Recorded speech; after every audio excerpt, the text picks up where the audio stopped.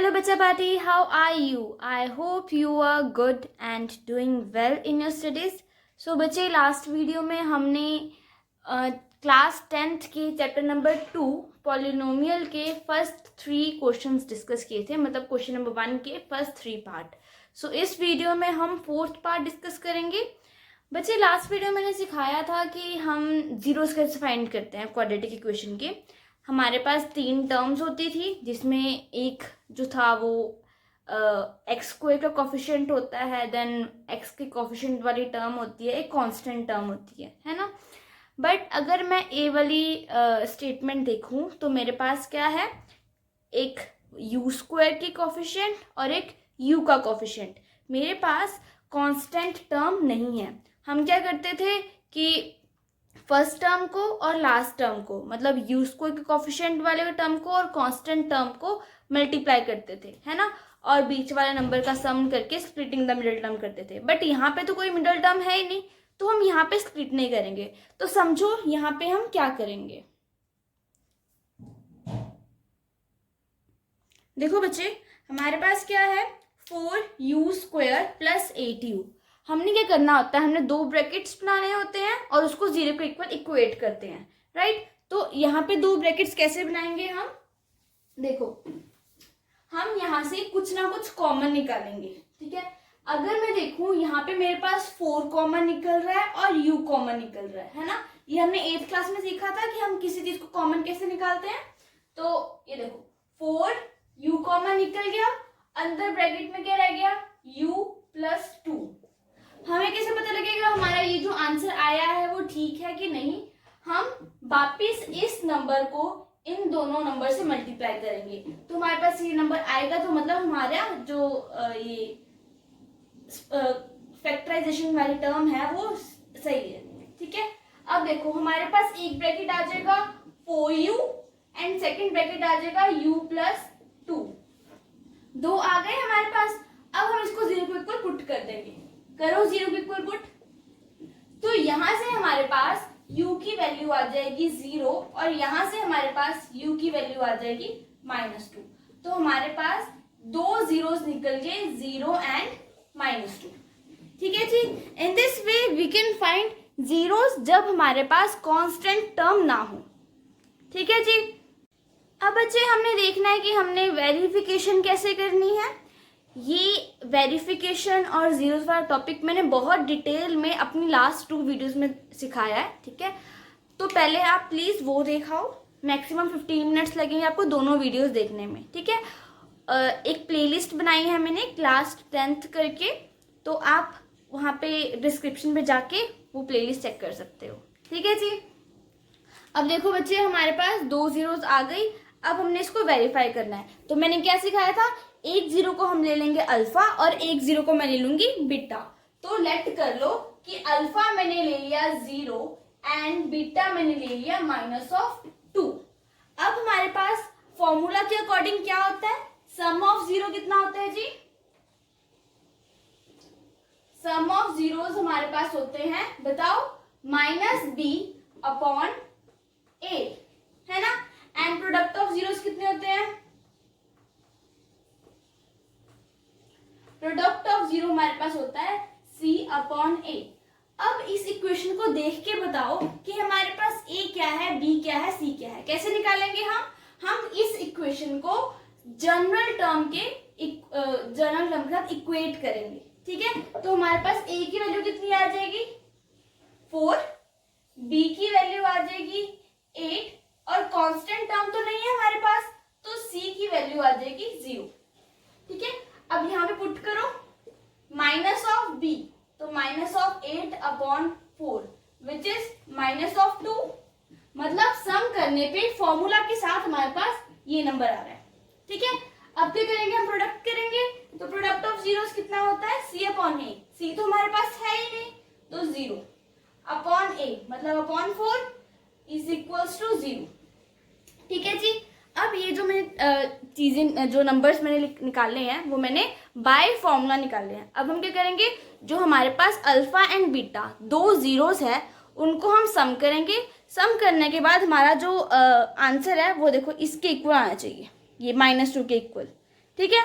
और प्रोडक्ट करने पे मतलब अल्फा मल्टीप्लाई बाय बीटा हमारा आंसर 0 आना चाहिए, राइट। तो देखो हमारा आ रहा है, करो जरा, अल्फा प्लस बीटा, अल्फा है -2 और बीटा है 0, करो जरा ऐड, -2 + 0 इज -2, ठीक है जी। और alpha into beta, alpha into beta मतलब -2 मल्टीप्लाई बाय 0, -2 मल्टीप्लाई बाय 0, तो हमारे पास आंसर कितना आएगा 0। अब अगर हम देखें तो हमारे पास ये देखो सम ऑफ जीरोस बाय फॉर्मूला -2 आ रहा है, और सम ऑफ जीरोस अगर हम जीरोस को सम कर रहे हैं तो मेरे पास -2 आ रहा है, दोनों सेम है, मतलब हमारा ये चीज सही है, ठीक है जी। और product of zeros by formula 0 आ रहा है, और मल्टीप्लाई करके देखा जब मैंने रूट्स को तो भी 0 आ रहा है, तो मतलब हमारी वेरिफिकेशन सही है। सो हम लिखेंगे हेंस वेरीफाइड, ठीक है जी। आई होप बच्चे ये वाला क्वेश्चन आपको समझ आ गया हो। मैं फिर से रिपीट कर रही हूँ, क्या किया है हमने पहले ABC निकाल लिया, ठीक है। उसके बाद हमने कॉमन निकाला, क्योंकि हमारे पास थर्ड टर्म नहीं थी। अगर हमारे पास कांस्टेंट टर्म होगी तो हम स्प्लिटिंग द मिडिल टर्म करेंगे, ठीक है। कॉमन निकाल के हमारे पास 2 जीरोस आ गए, उनको फॉर्मूला लगा के सॉल्व कर दिया, उनको सिंपली भी सॉल्व कर दिया। हमारे पास अगर दोनों आंसर सेम नहीं आ रहे तो मतलब कोई गलती हुई है, ठीक है जी। सो बच्चे लास्ट क्वेश्चन हमने सॉल्व किया जिसमें हमारे पास कांस्टेंट टर्म नहीं थी, है ना। अब ये वाला क्वेश्चन देखो, ये फर्स्ट क्वेश्चन का 5th पार्ट है। इसमें हम देखेंगे हमारे पास जो फर्स्ट टर्म होती है स्क्वायर वाली, वेरिएबल की स्क्वायर वाली, वो टर्म हमारे पास है, बट मिडल टर्म जिसमें t होना चाहिए, है ना, सिर्फ वेरिएबल की पावर 1 होनी चाहिए, वो हमारे पास नहीं है। हमारे पास फर्स्ट टर्म और लास्ट टर्म है। हमने पहले सीखा कि हमने अगर हमें फर्स्ट 2 टर्म्स गिवन है तो हमने कैसे फाइंड करनी है ना, कॉमन निकाल के। अब हम सीखेंगे कि हमारे पास फर्स्ट और लास्ट टर्म है, मतलब फर्स्ट टर्म और कांस्टेंट वाली टर्म, तो हम कैसे सॉल्व करेंगे। बच्चे इसके लिए ना हमारे पास एक आइडेंटिटी होती है जो आपने 8th क्लास में पढ़ी है। कौन सी identity? a² - b² is equals to a + b and a - b, ठीक है। ये आपने आइडेंटिटी यूज करनी है। अगर कभी भी इस टाइप का क्वेश्चन आ जाए तो आपने ये वाली आइडेंटिटी यूज करनी है, ठीक है। और आपने लिख के भी आने कि हाँ मैं ये वाली आइडेंटिटी यूज कर रहा हूँ, ठीक है जी। बच्चे ये वाला सेम क्वेश्चन आपके पास एग्जाम्पल में भी है ना। एग्जाम्पल में आई गेस आपके पास 3 है वहां पे 15 की जगह, तो ये करने के बाद वो वाला क्वेश्चन भी देख लेना, ठीक है। और जरा चैप्टर नंबर 2 कंप्लीट हो जाएगा उसके बाद मैं सारी एग्जाम्पल्स की भी एक वीडियो बनाऊंगी, ठीक है जी। तो अब देखो बच्चे, हमें पता है कि हम 15 को √15 का स्क्वायर भी लिख सकते हैं। लिख सकते हैं कि नहीं? कैसे? देखो √15 है, हमने 8th क्लास में पढ़ा है कि रूट और स्क्वायर जो है वो कट जाते हैं आपस में, पता है ना। तो ये 15 इसके इक्वल ही हो गया। कैसे कटते हैं? देखो रूट का मतलब हमारे पास होता है किसी की भी पावर हाफ, यही मतलब होता है। तो 15 की पावर हाफ इंटू 2 से 2 कट गया तो हमारे पास सिर्फ 15 रह जाता है, ठीक है जी। तो हमें सिर्फ ये चीज याद रखनी है इसमें कि 15 का जो यहाँ पे 15 का जो वैल्यू है वो हम ऐसे लेंगे √15 का स्क्वायर। तो लेके देखें, देखो t² - √15 स्क्वायर, ठीक है। अब अगर हम देखें तो ये वाली चीज और ये वाली चीज कुछ कुछ सिमिलर है। अगर मैं मान लूं कि a मेरे पास है t² और b मेरे पास है a मेरे पास है t और b मेरे पास है √15, तो मेरे पास ये वाला फॉर्मूला लग जाएगा, बिल्कुल लग जाएगा।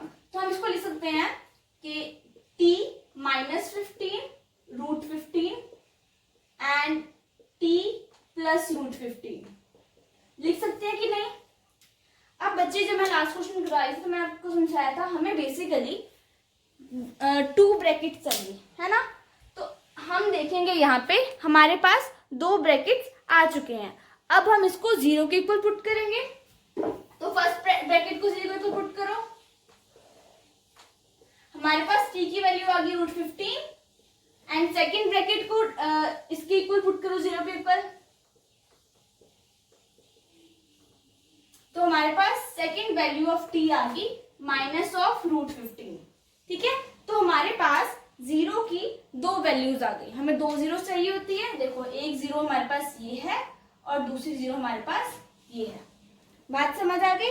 अब हमने क्या करना होता है, हमने एक नंबर को अल्फा लेना होता है और एक नंबर को बीटा लेना होता है। तो अल्फा लो, अल्फा मान लेती हूँ मैं √15 एंड बीटा मान लेती हूँ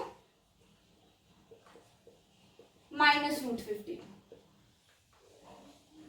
ठीक है जी, अब हमें ये करना होता है एबीसी निकालो यहां से। By this comparing this equation with general term मेरे पास आ गया a is equals to 1, b is equals to 0 and c is equals to -15 है ना। अब सम ऑफ प्रोडक्ट कितना होता है मेरे पास, सम ऑफ जीरोस करो यहाँ पे, अल्फा प्लस बीटा कितना होता है √15 प्लस -√15, प्लस माइनस माइनस हो जाएगा, √15 से √15 कट गया और हमारे पास आंसर आ गया 0। अब ये चीज मैं फॉर्मूला से करके दिखाऊं, सम ऑफ जीरोस, बताओ सम ऑफ जीरोस कितना होता है, -b अपॉन a। b हमारे पास कितना है 0, तो 0/1 कितना हो जाएगा 0। देखो हमारे पास वैल्यू सेम आ गई। अब मैं ये करूंगी प्रोडक्ट करूंगी, तो देखो जी अल्फा इंटू बीटा मतलब √15 इंटू -√15। देखो रूट का स्क्वायर हो जाएगा, मतलब √15 का square which is equals to 15 और एक नेगेटिव साइन है तो मेरे पास आंसर आ जाएगा -15। ठीक है, अब मैं फॉर्मूला लगा रही हूं, क्या होता है प्रोडक्ट ऑफ जीरोस, बताओ कितना होता है c/a। c कितना है मेरे पास -15/1 इज इक्वल्स टू -15। अगर हम देखें तो मेरे पास इसकी वैल्यू भी सेम आ रही है एंड इसकी वैल्यू भी सेम आ रही है, तो मतलब हेंस वेरीफाइड। आई होप बच्चे ये वाला क्वेश्चन समझ आ गया होगा। अब मेरे पास लास्ट क्वेश्चन रहता है जो कि है 3x² - x - 4। बच्चे ये चीज मैं अपनी नेक्स्ट वीडियो में एक्सप्लेन करूंगी, तब तक आप ये चीज ट्राई करके रखना एंड वो वीडियो कल आ जाएगी। ठीक है जी, so thank you for watching this, stay tuned for my next videos.